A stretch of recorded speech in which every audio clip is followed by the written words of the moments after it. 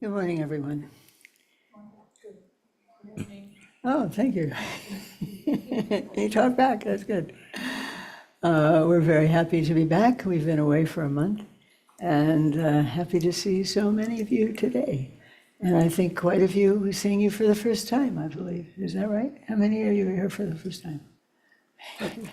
Wonderful. Well, we're glad to meet you. I look forward to getting to know you. And today's, for us, a very, very auspicious day. As you may know, it is the 90th birthday of his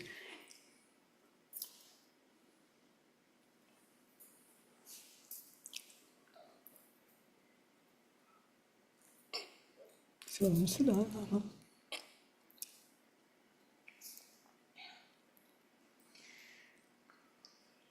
And these flowers are from Silla, newly arrived. We have more Tibetan representation in this room right now than I know that we've had before, and so we're very happy to welcome all of you.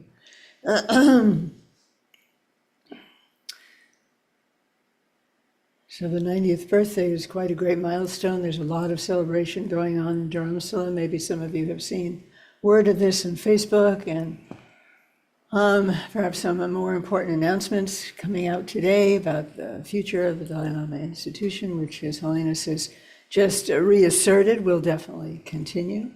And he has named a committee who will, under his people whom he trusts, who will oversee that. May not come for a long time. He said once at the Kalachakra that he gave in Madison, not the first one, but a big event in Madison quite some years ago. He told the story of his, I think it was his junior tutor, who did a retreat for His Holiness the Dalai Lama's long life, a retreat on White Tara. Maybe you know about this story. And at the end of the retreat, said that White Tara had appeared to him rather directly. I forget exactly how it was. I think maybe she emanated from the image of her. White Tara is a very important figure in Buddhist tradition, especially in Tibetan Buddhism. We have practices of green Tara. Do we have green Tara? This is green Tara here. She is a female Buddha, and very significant already in India and very significant in Tibet. And White Tara is associated with a long life. So he had done a retreat on White Tara for the long life of His Holiness the Dalai Lama, and she told him at that time that His Holiness would live a very long time. And that was about 15 or so years ago. So he's still with us. And we'll close with dedications, as we always do, for His Holiness's long life. And we're here today to our Sunday meditation comes to us from one of our root teachers, Ajahn Pela Rinpoche.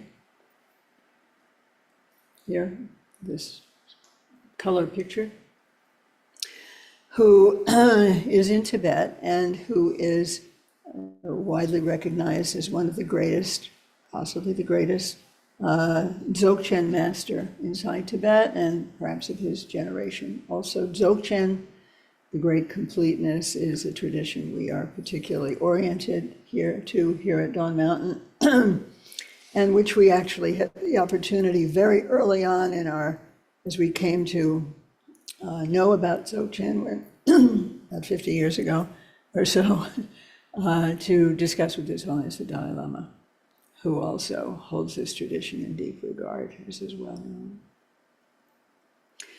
So this practice I received from Adzom Rinpoche in 2002, when I was able to visit him at his actually birthplace, where he grew up, Adzomgar, in what is now called Sichuan, but is Kham, Tibet, Kham part of Tibet.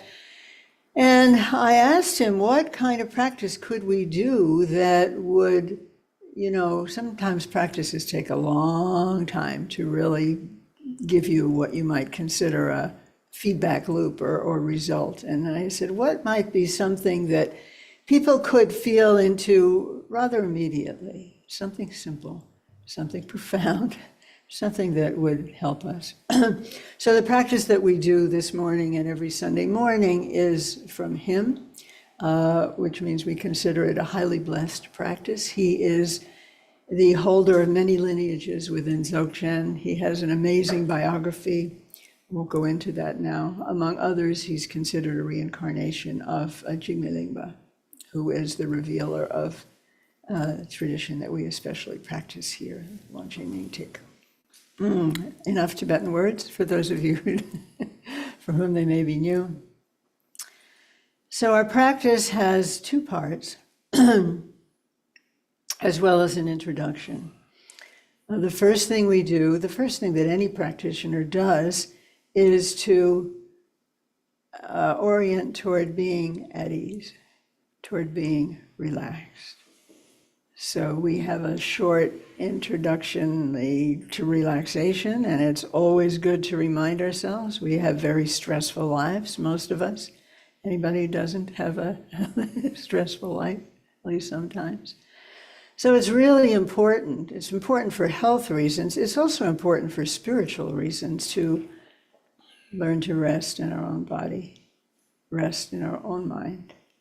And that's what we open with. We call them the three pillars. Hello, welcome. Hi, long time no see. Very auspicious moment to reappear. There's some cushions empty if you're comfortable on a cushion. If you prefer a chair, there's also chairs over there. You could bring one over if you'd rather sit on a chair. You can go on a cushion? Okay. So we'll start with that, and then we'll move from that relaxation to observing our breath, which is a way of continuing to be at ease and also to cultivate attention. Cultivation of attention is crucial in life, it's crucial in practice, and it's maybe especially crucial in the 21st century when we have more distractions than the human race has ever had on this planet. And then we'll do something with sound. And those of you who were here this morning, you also did a practice related with sound, I understand. So we'll do another one, this also from Azum Rinpoche.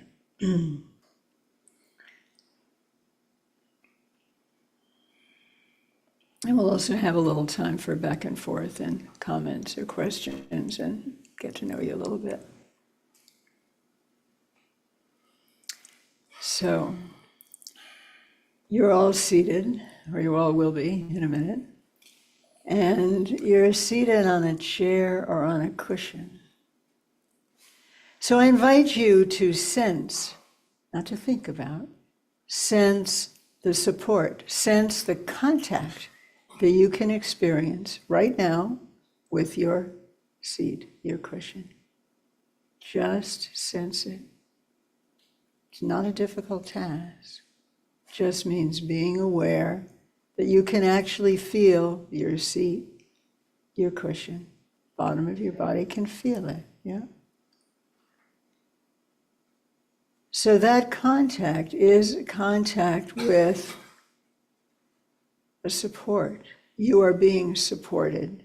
You are being held by your cushion, which itself is held up by this floor, by the foundation of this building, supported by the earth and gravel beneath. And finally, actually, as you sit here, sensing the support of your own chair, your own cushion. Thank you. You might consider that your support is coming to you from the very center of the earth. Thank you. And the center of the earth is right now directly beneath you. So for me, even as I say this, I start to feel just a little bit my lower body relaxing a little bit, because I find that unknowns to myself, I've been kind of hoisting myself up with some muscular effort that is actually unnecessary. You can let yourself be supported. You can relax into your seat. That's the first pillar. It's already there. We're just recognizing it. And as you allow this support to be present for you, this support actually extends through your whole body. It's kind of like subtle earth element. The earth element is stable. We are seated on the earth bodily. But the stability associated with the more subtle aspect of the earth element also moves through your body and stabilizes your body. You don't have to do anything, just something to possibly recognize. And then your upper body rises up. This is how our human bodies are constructed. Your upper body rises up from your pelvic area. And that's not hard because our whole skeletal structure is there to support. When your upper body rises up, your lower rib supports the rib above it, which supports the rib above it. They're aligned. There's support throughout your upper body from your skeletal structure, your arms, your shoulders. All of this supports you. It's the second pillar. So saying this, I find that if I notice my shoulders, I might notice that, well, actually there's a little tension there. They're not hunched up to my ears, but some tension. Many of us carry tension in the shoulders. So I realize I don't have to do that. My bones will hold me. My muscles can be at ease. My hands can be at ease.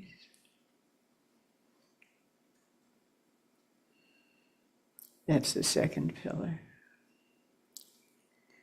And then traditionally, we're also taught to tuck your chin in just a little bit. And when you tuck your chin in, you can feel a little pull along the back of your spine. Just a very gentle pull. And this reminds us that there is a central alignment through your own body, from your belly to your heart, to your throat, to your crown. And that subtle alignment is very important spiritually. It's a deep part of your being and your body. And again, you don't have to do anything, just letting you know that this alignment, this central corridor, sometimes called a channel through your body, this is also a fundamental support for you and for your life. And this is our third pillar. So you're inviting yourself to be at ease, your body, your breath, your mind. And it's a very gentle invitation. Ease is something we allow, is something we invite. Can't force it. So however you are right now, let it be the way it is. And feel that you will be allowing continuous settling and ease through this practice.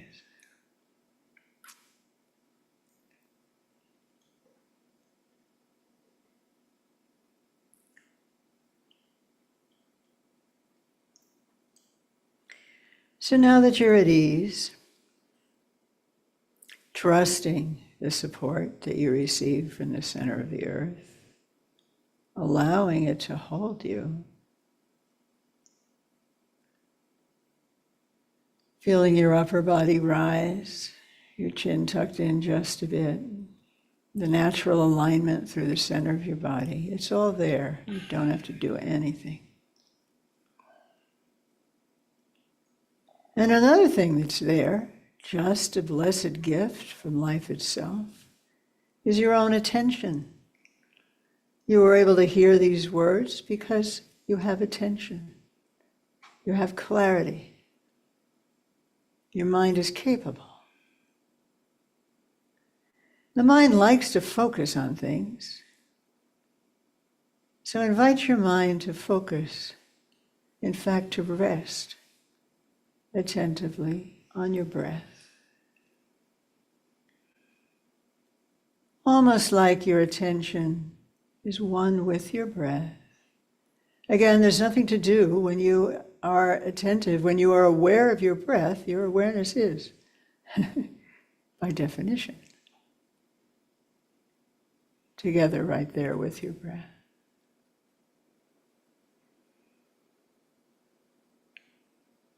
So you're going to, at your own pace, you will of course be inhaling. So as you inhale at your own pace in a way that's just comfortable for you, just sense it. Just sense. Sense the feeling, the sensation, the movement of your breath. That's all. You can feel it, right? Don't have to think about it. Certainly don't have to judge it. You feel it. That's life, energy. Everything you need to continue is coming in with your breath. So just feel it.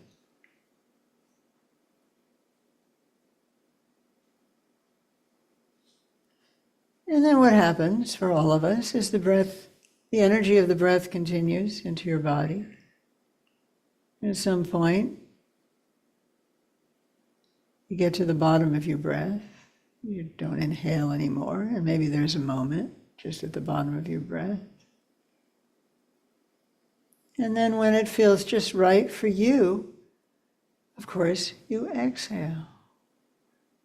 It feels good to exhale. It's like a teaching in relaxation. We say sometimes, right? That exhale is itself an easing. And then, at just the right moment for you, of course, here comes your inhalation again.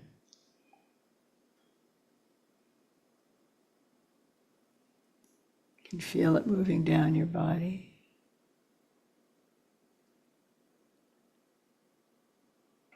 And at some point,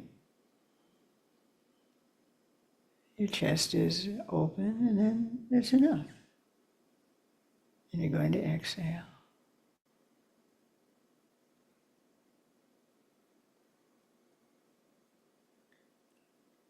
So we'll do this for about 3 minutes right now. And everyone has the experience of the mind running off to something else. That's probably happened already. No problem at all. Just bring it back. Whenever you notice that your mind has gone off to something besides your breath, future, past, just bring it back, that's all.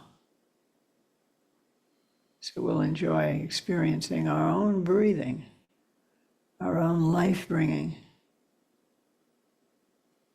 very natural continuation of breathing. Just feel it, that's all. For a couple of minutes.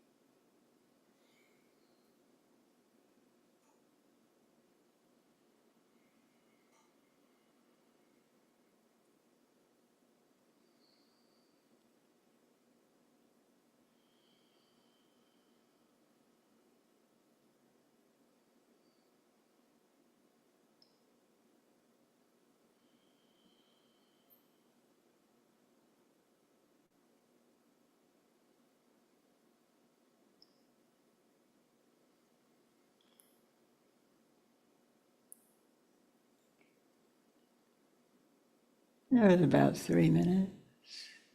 Maybe you feel a little more settled. Maybe you've been distracted and that has unsettled you. But you can always come back to your breath.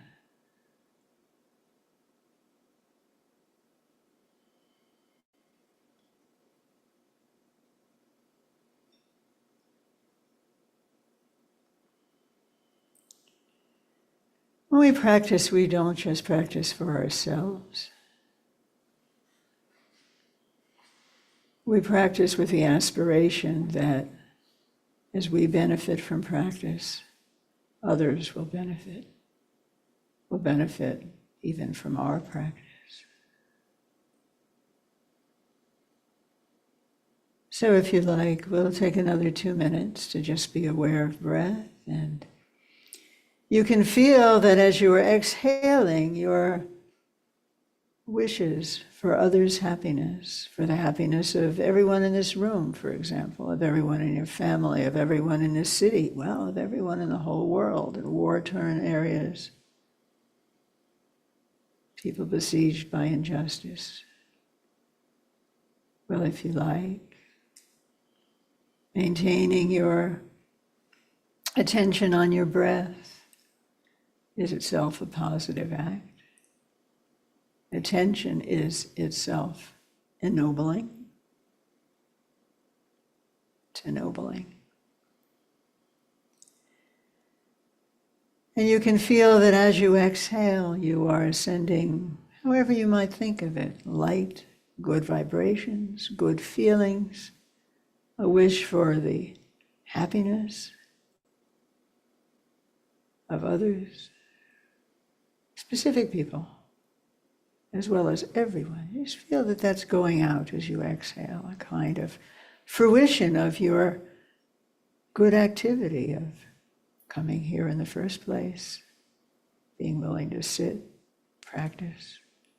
May this benefit everyone in the room, everyone everywhere, and specific people near and dear to you. You don't have to think about it a lot, just send it out with your breath. So we'll do that for 2 minutes.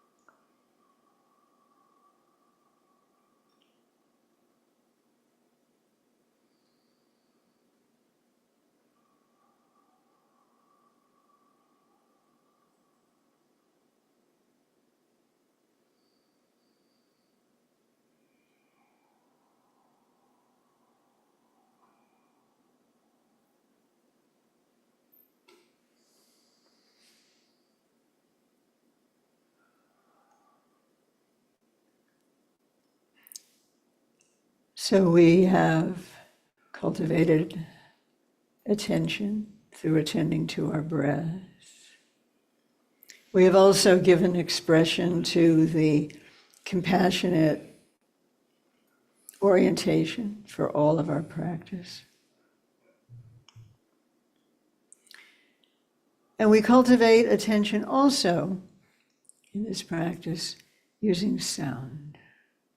This is a very significant aspect of Buddhist practice in general, religious practice throughout the world, and certainly Tibetan style practice.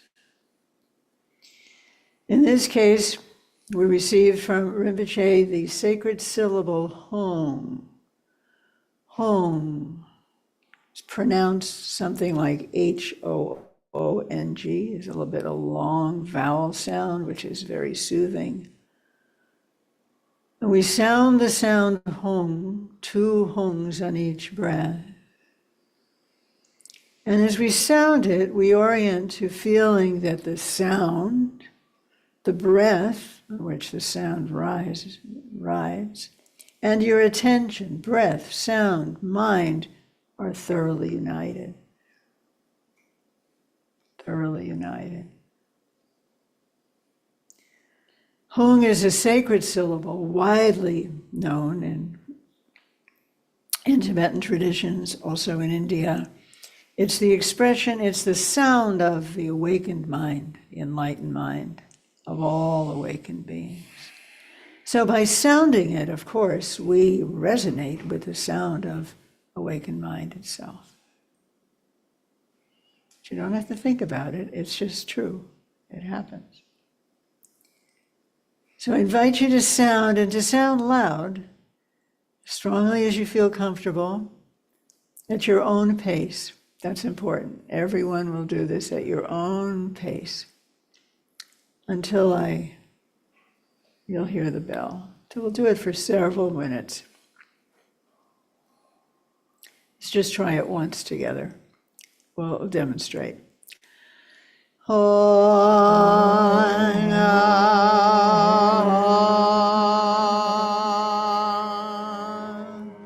right, now we'll continue at your own pace. Sound, breath, mind. Feel how they are naturally unified as you do this.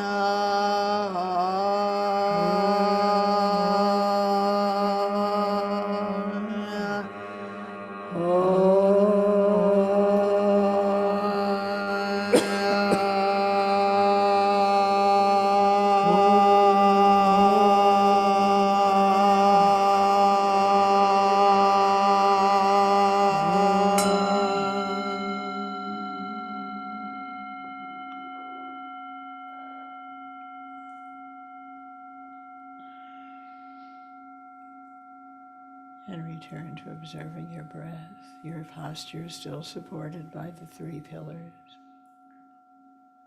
your seat, your skeleton, your central alignment.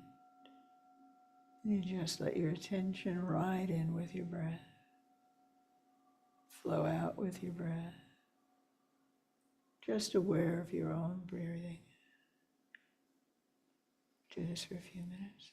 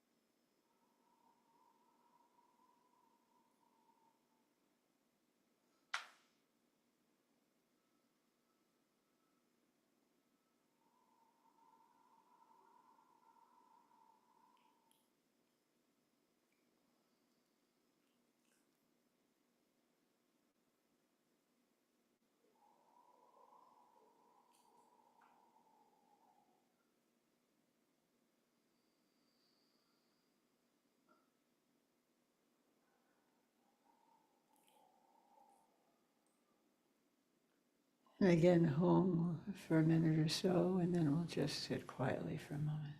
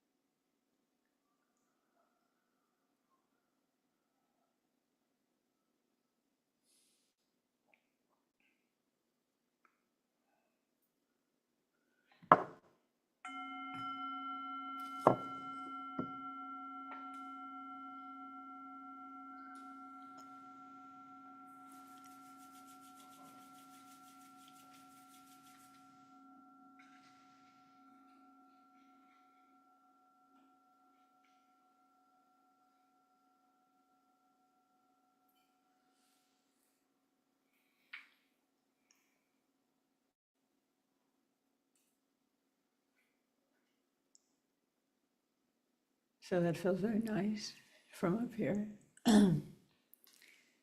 How was it for you? Maybe especially, yeah, one thumbs up, all right. That's good. Some of you, for the first time, at least the first time here, some of you long-term practitioners. How was it? Maybe especially for the newer people. How was that? Another thumbs up, okay. Why is your thumb up? Oh, just a moment. I forgot my manners. We need to give you a microphone so that people online can hear you. Is that okay? It's coming. Yeah, I would just enjoyed the mantra part really. Most of my meditation's pretty silent, so I have a novelty bias, so I'll be brutally honest. Okay, so your novelty bias made you interested in the mantra. Good. Was that easy for you to do? Yeah. Yes, it was. Okay, excellent. Thank you. Anything else you want to say about it? I have nothing more to say. Okay, thank you. Say your name. What's your name? I'm Drew. My friend Emily recommended this place. Emily recommended this place. Our Emily? Don't announce Emily? Yes. Okay, all right. Thank you for taking her recommendation, Drew. Yeah.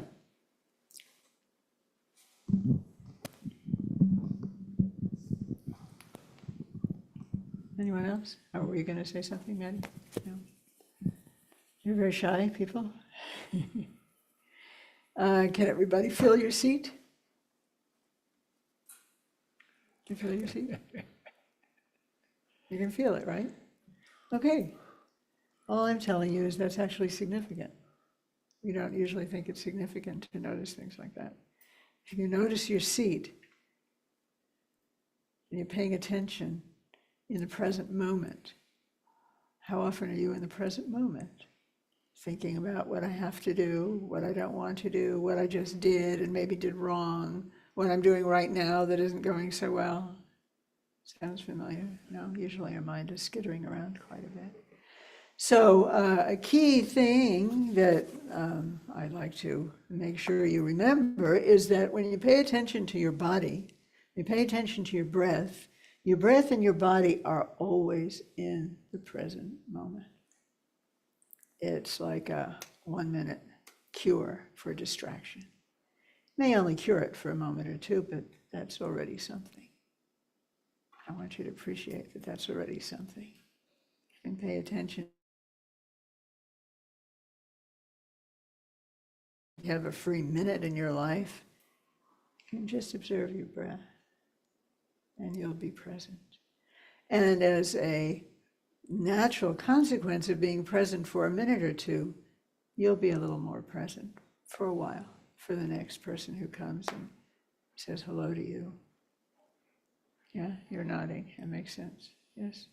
I will say from experience that it's true. We need a little bit of a break between this and Yes, I know.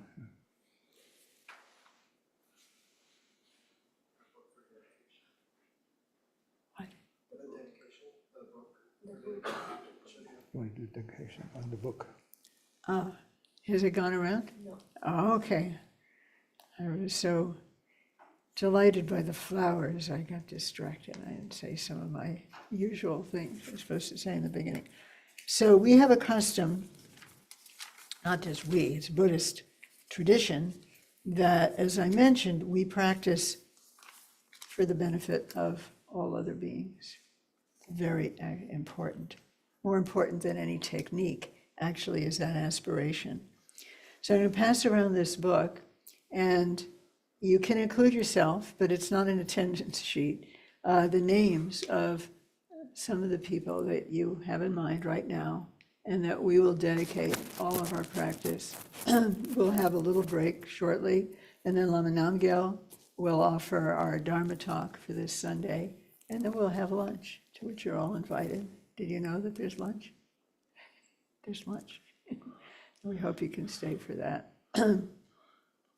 And we will dedicate, and we will actually also open your teaching with our aspiration, which I also forgot. When will we dedicate? When will we dedicate? Usually we do this at the end. Shall we wait till the end of your talk to dedicate? Some people might not be here. Shall we do it now? Well, it's going to take time for people to put names in. Okay. So we will dedicate, whether you're here or not, we hope you can stay. The first Sunday, we have a Dharma talk, and today's the first Sunday, in addition to being His Holiness the Dalai Lama's 90th birthday. So please stay. And we will, whether you stay or not, we will read the names and we will dedicate them at the end before lunch. Should we do a brief dedication now? Yeah, we'll do a brief dedication now. Anything else? Question? Now that we've been friends for a little while, a few more minutes.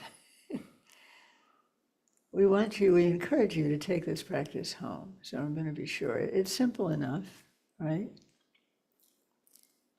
Let yourself settle. Selwa has her hand up. Selwa had her hand up. Selwa has her hand up, okay. But then the microphone has to. I just want to know what's going to happen after lunch. After lunch, you're full and you're happy. What? Then we have like a teaching. The teaching is now before lunch. Okay. We're going to stop shortly and we have a little bit of a break, and then the teaching is 11 to a little bit before noon. 12:15. Oh, 12:15. And we'll have time for more crosstalk then as well. And then we'll have lunch. Okay. Anything else for now? You're good? Okay. So we'll do a dedication now. Just a short dedication. just a short one. That's something that we sometimes do, a short dedication kind of in between. We will also, at the beginning of our 11 o'clock session, vocalize the aspiration that I've just described to you.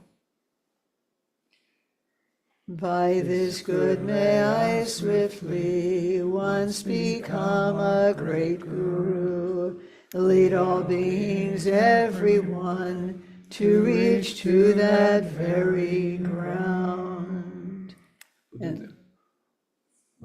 And then we will recite the names. We have another verse that we sing, and we'll recite the names of all that you leave for us. So I'm going to say one other thing.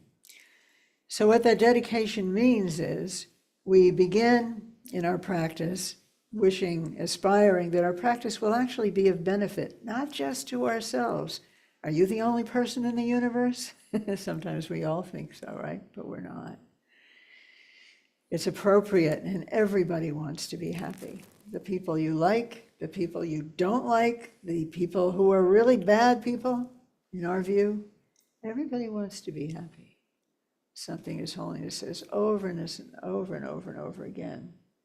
Many people we feel are strangers, or we don't think about animals and their happiness. They also want to be happy. So we make this conscious. At the beginning of our practice, at the end of our practice, may all beings be happy.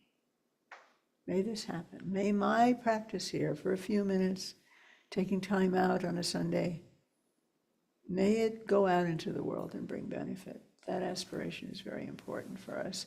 So when we say, may I become fully awakened through my practice, because that way I can be of, most benefit in the world. And may everybody else have that as well. That's what we just said. That's what we just say.